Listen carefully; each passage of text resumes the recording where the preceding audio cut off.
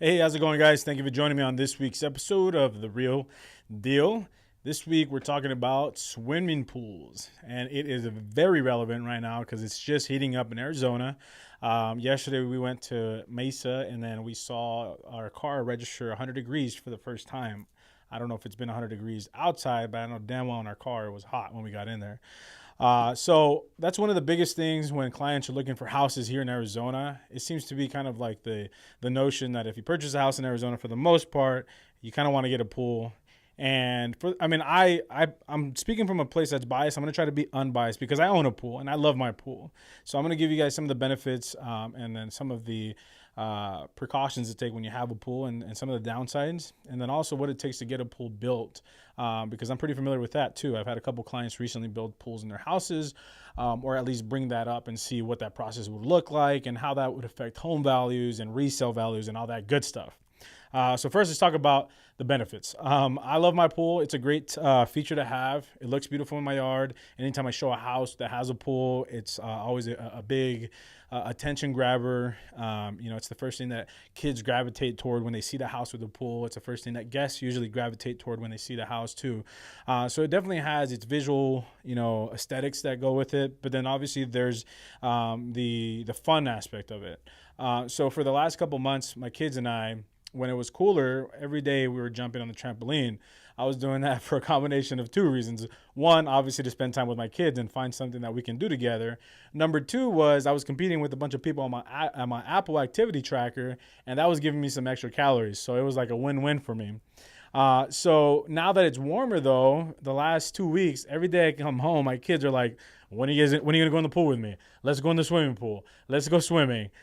So it's a really cool feeling, and it's something else that we can do, and we can enjoy this weather. It's never a time that we can't go swimming because it's hot now until September so for the next couple months. So that's a fun part of having a swimming pool. Let's talk about some of the not so fun parts about having a pool, but how you can easily avoid some of these things. So last year my pool went green. Since we purchased a house, we hadn't drained the pool and refilled it, which you're supposed to do every 3 to 5 years, depending on how harsh the weather is, and a bunch of other factors. I don't know. I'm not a pool expert, but our pool went green. We switched pool companies, and it was about a $500 investment to do that. That shouldn't happen too often. That should be, like I said, once every 3 to 5 years, which isn't a bad, it's not a bad trade-off for all those benefits that I was giving. However, when your pool gets green and it's your fault, that's when it kind of sucks. So I during the winter months, I did something that I recommend you guys never do and learn from my mistakes. Was I told my pool company, I said, hey, you know what? I'll worry about it during the winter months. I'll take care of it. We're not using it. So I figured, as long as the filter was turned on, doing its cycle, and as long as the tablets in the pool were doing their thing and floating around, the pool would be okay. But that wasn't the case. The pool went green, and I just ignored it. And it went green again, and it went green, and it kept going green. So it got really green, swampy, really. And that was the case up until 2 weeks ago. So it was my fault, and I took it onto myself. I told Nils, I said, look, we can hire the pool company to come out here and do the initial cleaning again. But I feel like this time it was self-inflicted. It was my fault. So I felt like I didn't have to pay for it. So I did the work myself. It took me an entire day, plus the money that I spent on chemicals, and it just wasn't worth it. It was very satisfying, and it was very gratifying to feel like, hey, I did this. I cleaned the pool. I drained it. I did the power wash, just like when you cut your own grass, like you just kind of have this cool sense of accomplishment. But obviously if I could do it again, I would have avoided it by simply maintaining my pool service how you should maintain it, even during the winter months. And the best way that I can compare it is just like your lawn. If you guys do your own lawn, or if you guys hire somebody to take care of your lawn, think about your pool the same way. You're going to spend about the same on a monthly basis. We spend about $100, $120 a month to maintain our lawn, and that's about how much we spend to maintain our pool. I don't want to cut my grass in the middle of 100-degree weather, so I hire somebody to do it. Same with my pool. I don't want to be cleaning my pool in 120-degree weather, So I pay somebody to do that as well. We want to make sure that our pool looks nice and our grass looks nice. So if you're willing to invest and pay for somebody to maintain your lawn, I would say it's the same thing with a pool. Just don't think about it as a much higher expense. It's very similar. It almost averages out to be dollar for dollar. So just make sure you have somebody that's professionally maintaining it. Unless you're the person that's like a do-it-yourselfer, you love learning all that stuff on YouTube. I tried, and it just didn't make any sense to me. It was just like chemicals and balancing and this and that. So it just, to me, it didn't make any sense to add that on my plate on top of all the other stuff that I have. So as long as you guys have a pool company to maintain it, you guys will be good, and you guys will be able to enjoy that, right?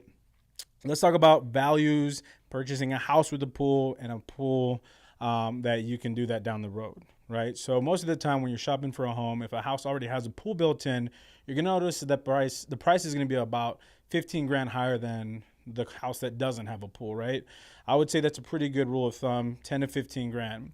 Now, that's not how much it costs to put a pool in though. So if you were to buy a house that has no pool, just a dirt, you're going to spend about 25 to 30 grand for a decent pool. It's not going to be just a small little hole in the ground, but it's also not going to be anything extravagant with waterfalls and slides, but it's still going to be a decent sized pool. So you're not going to get dollar for dollar when you invest and you put a pool into your house. That's just not going to happen. It's rare when that happens. So just kind of consider that when you're in the process of buying a house. If you absolutely love the house, you guys are like, man, I love the house. It has everything, but I really want a pool.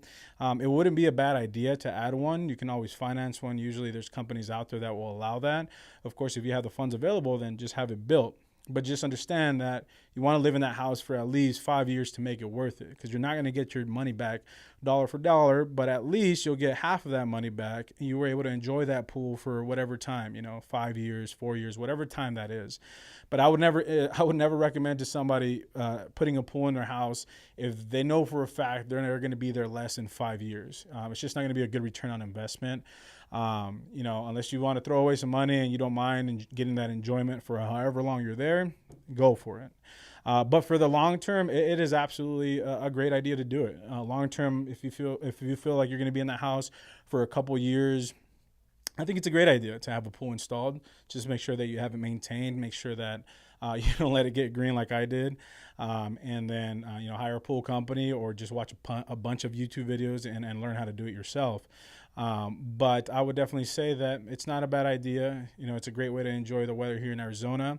I would recommend, and this is something that we're working on this year because this is only our second year with a house that has a pool. I would recommend getting some sort of shade system installed though, because that sun is no joke. My kids are already getting dark and they've only been swimming in that for 2 weeks. I'm getting dark myself. My tan is getting crazy.